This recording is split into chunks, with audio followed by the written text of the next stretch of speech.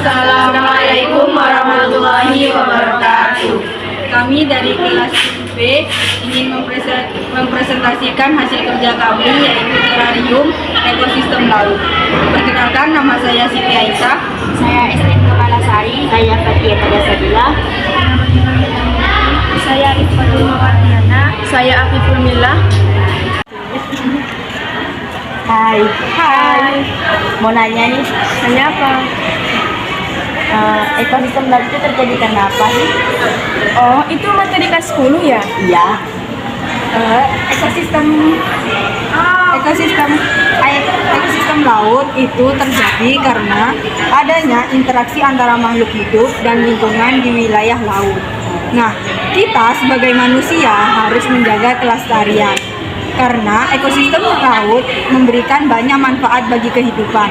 Contohnya, sebagai tempat penelitian, sumber bahan makanan, sumber air minum, objek wisata, pengendali banjir, serta tempat budidaya ikan-ikan, terumbu karang, rumput laut, dan lain-lain. Ekosistem laut luasnya lebih dari 2/3 permukaan bumi atau sekitar 71%. Dengan keluasan dan potensi yang sangat besar, ekosistem laut menjadi pusat perhatian banyak orang. Sementara Indonesia juga merupakan negara yang terkenal akan kekayaan laut dan kepulauannya. Nah, kalian tahu nggak sih kalau Indonesia itu diapit oleh 2 samudra? Enggak. Nah, Indonesia itu diapit oleh 2 samudra. Yang pertama itu Samudra Pasifik, yang kedua itu Samudra Hindia. Negara Indonesia juga memiliki 8.500 spesies ikan, 550 spesies rumput laut, dan 950 spesies terumbu karang. Dari beberapa spesies tersebut dibedakan menjadi 2, yaitu berdasarkan intensitas cahaya matahari ke dalam laut dan berdasarkan kedalaman laut. Nah, berdasarkan intensitas cahaya matahari ke dalam laut itu dibedakan menjadi 3. Yang pertama itu daerah putih, yaitu daerah yang masih dapat ditembus oleh cahaya matahari. Kedalamannya itu 200 meter. Yang kedua itu daerah twilight, yaitu daerah remang-remang yang tidak efektif untuk kegiatan fotosintesis. Kedalamannya itu antara 200 sampai 2000 meter. Nah, kalau yang satunya itu aku lupa. Kalian ada yang ingat nggak? Ada. Nah, yang ketiga itu daerah afotik yang tidak tembus cahaya matahari dan gelap sepanjang masa. Berdasarkan kedalaman air laut, ekosistem air laut dibedakan menjadi 4 daerah. Yang pertama, daerah littoral atau daerah pasang surut, yaitu berbatasan langsung dengan daratan. Radiasi matahari, variasi temperatur, dan salinitas berpengaruh pada daerah littoral dibandingkan daerah lainnya. Nah, kalian tahu nggak biota apa aja yang ada di daerah littoral? Apa? Nah, contohnya itu kayak udang, kepiting, bintang laut, dan lain sebagainya. Nah, yang kedua yaitu daerah neritik. Di sini nih, sekitaran sini, yaitu daerah yang wilayah lautannya daerah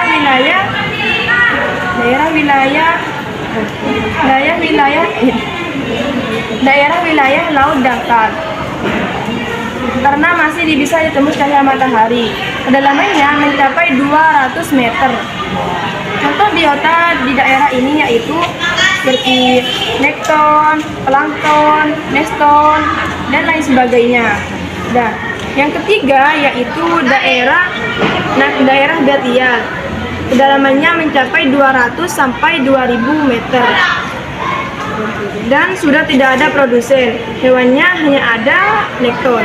Yang keempat yaitu daerah abisal, yaitu kedalamannya mencapai lebih dari 2000 meter dan sudah tidak ada produsen, gelap sepanjang masa. Oh, jadi begitu. Oh. Nah, aku mau nanya lagi nih.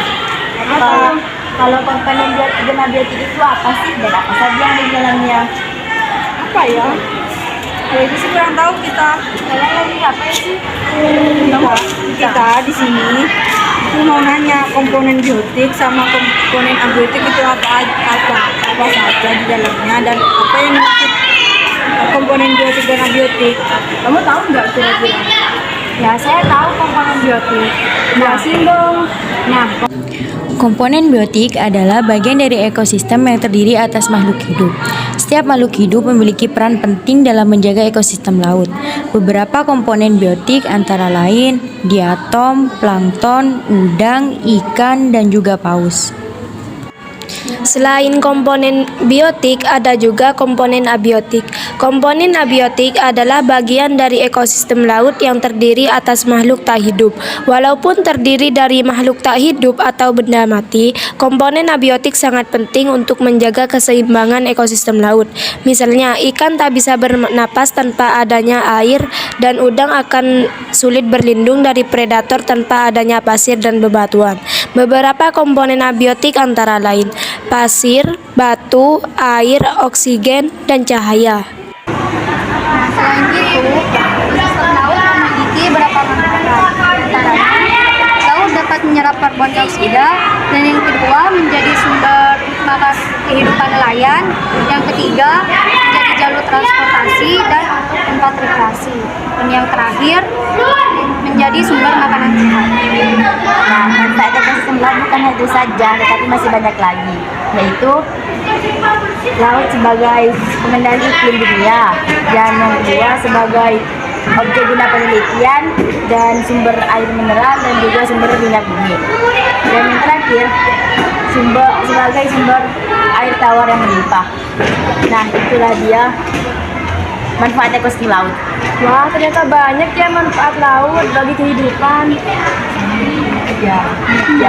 cukup sekian presentasi dari kami. Kurang lebihnya mohon maaf. Wassalamualaikum warahmatullahi wabarakatuh.